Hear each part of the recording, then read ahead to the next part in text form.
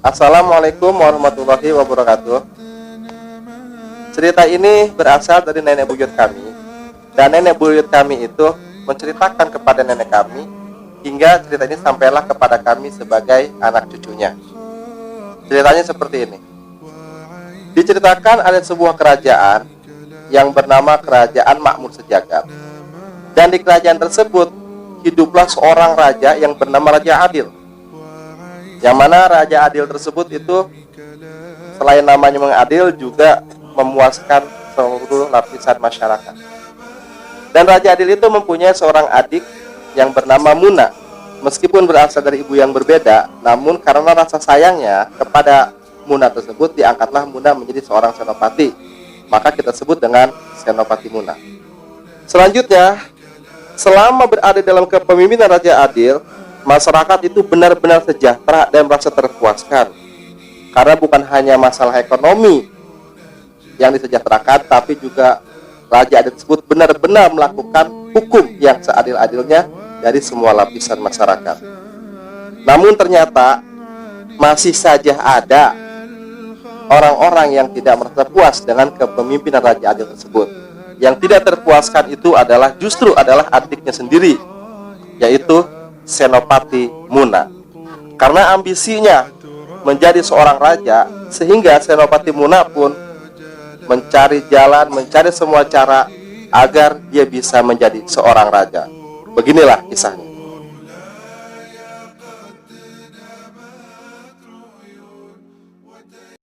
Jika aku mengkudeta raja saat ini, lalu membunuhnya, apakah merta-merta rakyat akan mendukungku?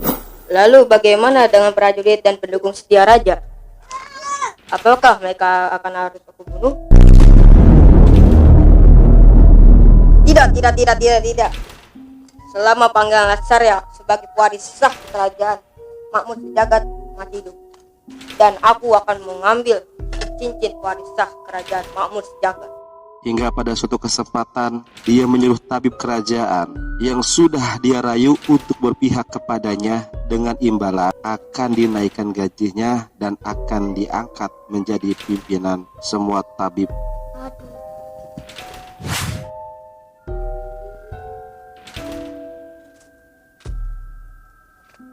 Lalu setelah dia merayu si tabib, maka minuman tersebut dibawa oleh tabib kepada raja. Minuman yang telah dicampuri oleh racun.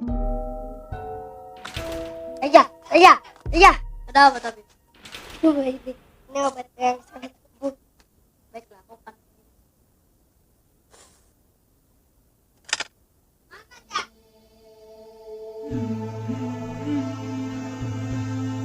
Setelah diberikan kepada raja, maka raja pun meminumnya.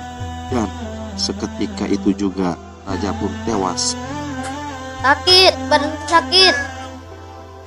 Tidak berapa lama kemudian masuklah Senopati Muna. Dia pun menanyakan apa yang telah dilakukan oleh si tabib. Tabib, apa yang kamu lakukan?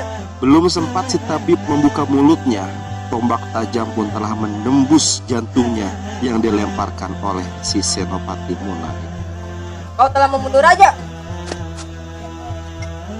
Maka matilah si tabib pengkhianat.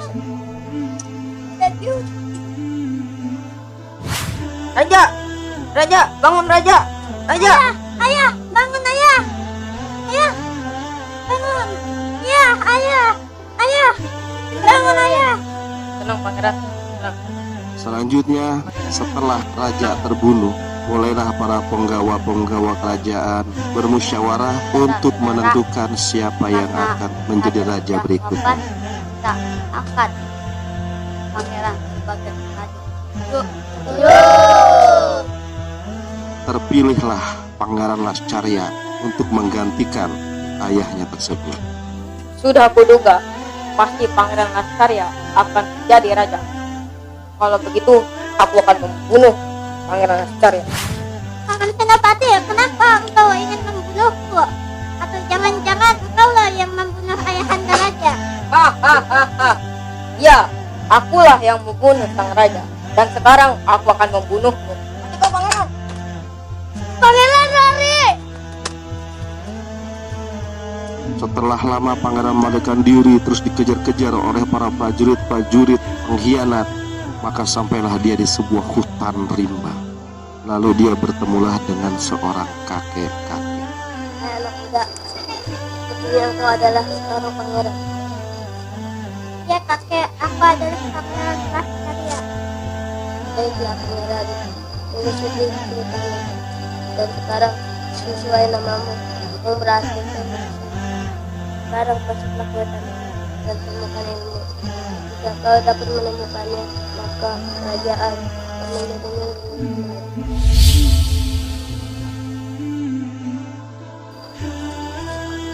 Baiklah, Kak.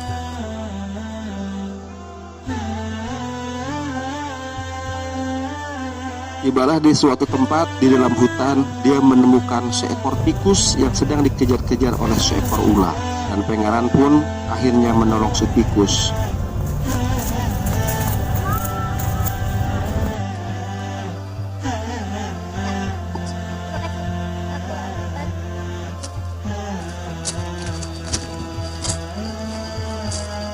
Hai manusia, apa yang kamu lakukan? Aku hanya menyelamatkan tikus. Tahukah kamu, sekarang aku kelaparan. Kau telah berbuat zalim padaku. Baiklah ular, aku minta maaf. Kau benar belum minta maaf. Sekarang potonglah daging kakimu sebesar tikus yang kamu selamatkan.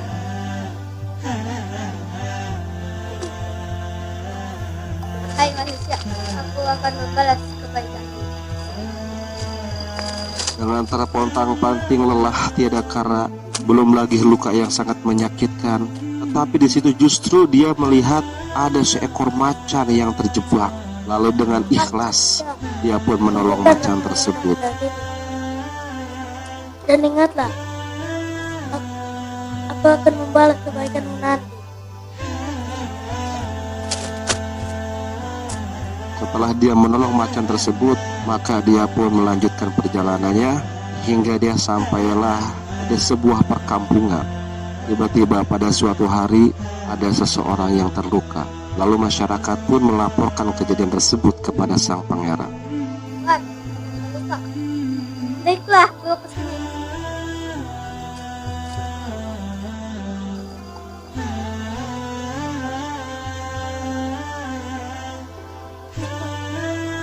Hah, pangeran? Ya, siapa kau? Aku panglimamu. Mari kita rebut kerajaan Makmur Sejagat.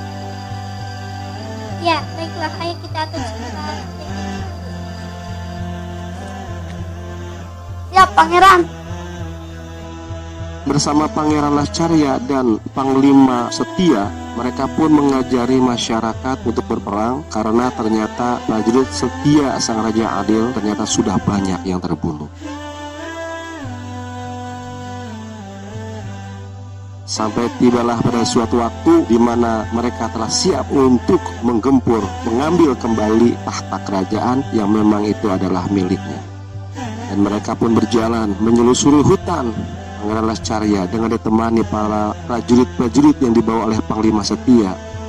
Di tengah perjalanan, cincin simbol pewaris sah kerajaan pun jatuh dan hilang.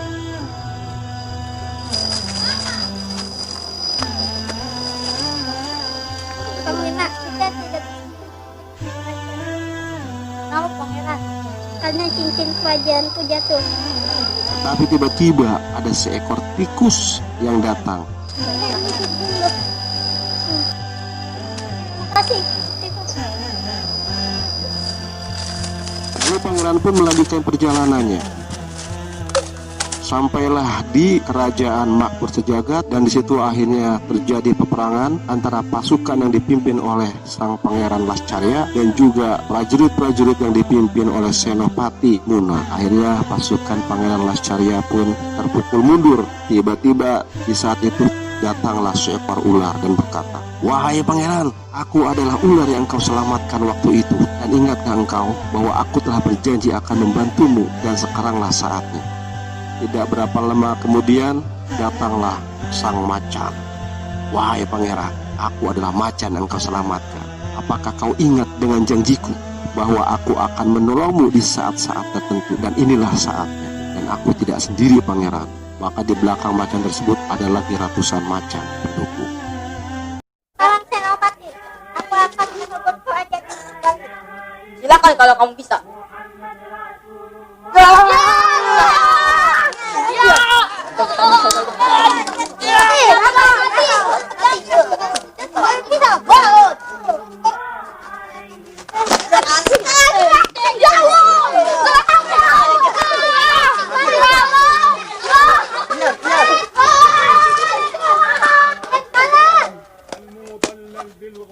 Kita menang! Akhirnya kita menang! Akhirnya peperangan pun dimenangkan oleh Pangeran Lascaria dan Senopati Merah pun terbunuh, dan kerajaan pun akhirnya kembali menjadi milik Pangeran Lascaria. Kita buktikan hasil. Terima kasih kawan-kawan telah menyaksikan video kami dari Santri MTWW. Jangan lupa like dan subscribe. Demikian cerita ini. Inti daripada cerita ini adalah keikhlasan yang dimiliki oleh pangeran. Dalam keadaan apapun dia masih mau membantu, bukan hanya kepada manusia, tetapi kepada binatang pun pangeran itu sangat menyayanginya. Sehingga dengan keikhlasan yang dimilikinya itu, Pangeran Lascaria dapat merebut kembali kerajaannya. Sekian dan terima kasih. Assalamualaikum warahmatullahi wabarakatuh. Dadah!